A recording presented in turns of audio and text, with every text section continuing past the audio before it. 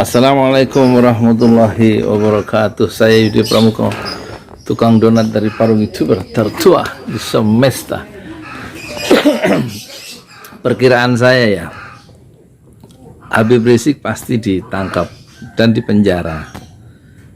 Itu sudah sunatullahnya begitu, dan dia pasti nanti insya Allah menjadi presiden RI. Setelah chaos gitu kan, orang akan merindukan satu pemimpin yang lebih jujur, lebih berani, lebih punya integritas, dan orang akan memilih Habib Rizik menjadi presiden. Dalam benak-benak lawan politik dari Habib Rizik itu pasti ada tiga ya. Kita tahunya dari Al-Quran, Al-Anfal ayat 30, ayat 8, Al-Anfal surat ke-8 ayat 30. Pertama, ini hitopnya yang dijadikan sasaran pembicaraan adalah Rasulullah Nabi Muhammad dari Allah ya.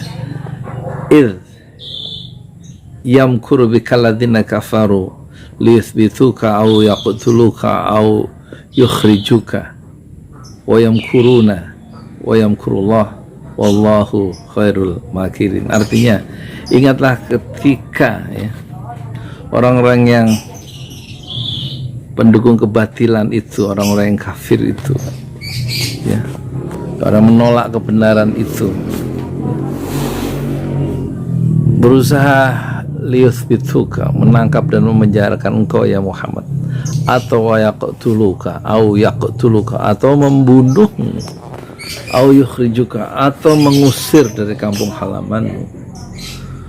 Mereka melakukan tipu daya, orang-orang kafir itu yamkurunallah. Orang kafir, orang menolak kebenaran itu bisa orang Islam juga pada akhirnya, orang musyrik ya. Mereka berusaha melakukan tipu daya. Wayam kurullah, dan Allah membalas tipu daya orang-orang itu. Wallahu, dan sungguhnya Allah itu khairul makirin, sebaik-baik pembalas tipu daya. Jadi Nabi Muhammad itu mendapat ancaman 3 ya, dipenjara, dibunuh, dan diusir. Itu selalu begitu tuh pola mindset daripada orang-orang yang ingin menghalang-halangi orang-orang yang mengingatkan kepada jalan yang kebenaran ya. Orang-orang yang zalim itu berusaha melenyapkan itu dengan 3 cara. Melenyapkan pengaruh pejuang-pejuang dakwah atau mujahid-mujahid dakwah seperti Habib Rizik itu mesti 3 yang dalam bagaimana memenjarakan sehingga dia terpisah dari jamaahnya, tidak mempengaruhi masyarakat karena diisolasi dalam satu sel.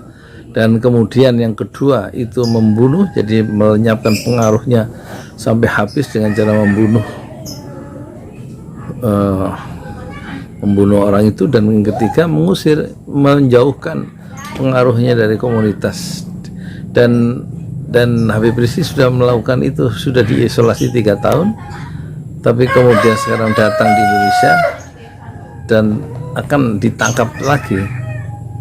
Dan pasti ditangkap karena meskipun undang-undang karantinaan itu kata para ahli tidak ada celah untuk mempidanakan seorang, tapi penguasa bisa berbuat semau-maunya. Dalam sejarah begitu. Dulu Pak Nasir bisa dipenjara 4 tahun lebih. Buya Hamka juga begitu, dituduh makar ya.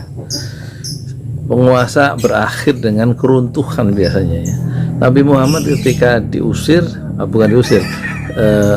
hijrah ya, memang terpisah dari kampung halamannya, kemudian kembali ke Mekah ya, dan menjadi pihak yang dimenangkan oleh Allah. Dan pasti nanti Habib Rizik juga begitu.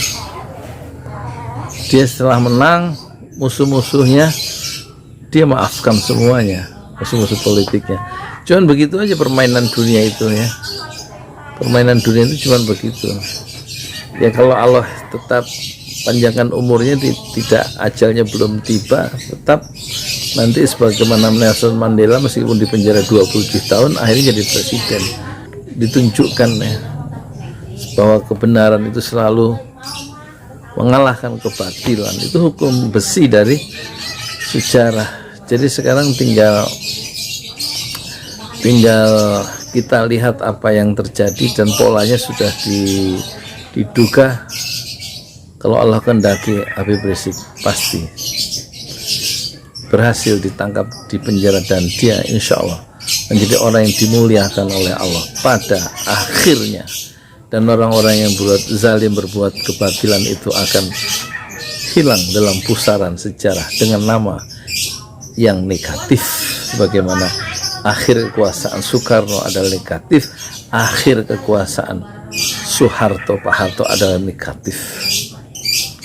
Dan lawan-lawan politik yang akan menang secara moral.